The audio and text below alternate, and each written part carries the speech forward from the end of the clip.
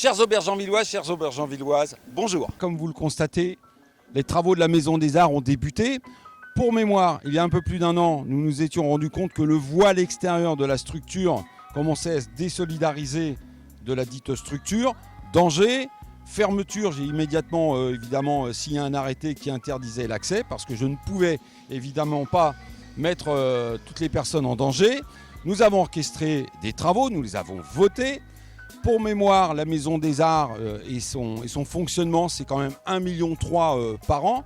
La Maison des Arts, dans son exercice, a été redistribuée un petit peu partout dans la commune. Je tiens à saluer par ailleurs tous les professeurs, tous les parents pour toute la bonne volonté qu'ils ont mis pour pouvoir continuer cette activité. Et puis aujourd'hui, les travaux ont débuté. Ça a été long parce qu'il y a des études préalables, il y a un dépôt de permis de construire, il y a un avis du SDIS, les pompiers évidemment. Puisque c'est un ERP, un établissement recevant du public, ils nous donnent toutes les instructions. Ces instructions, elles me protègent, mais surtout elles vous protègent, vous qui au quotidien fréquentez la Maison des Arts. Les travaux débutent, c'est assez spectaculaire. On fait tomber le voile. Une fois que tous ces voiles extérieurs seront tombés, on va procéder ensuite à faire une véritable enveloppe pour faire en sorte que ce bâtiment soit plus vertueux en termes bien sûr de consommation.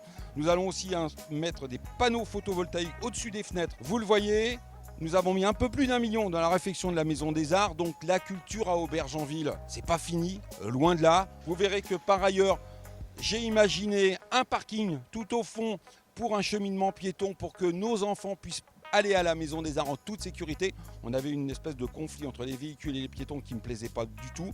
On profite de la situation pour faire quelque chose de beaucoup plus sécure, de beaucoup plus pérenne, de beaucoup plus vertueux. Nous allons avoir une magnifique Maison des Arts à l'image de notre ville, à votre image, chers aubergenvillois.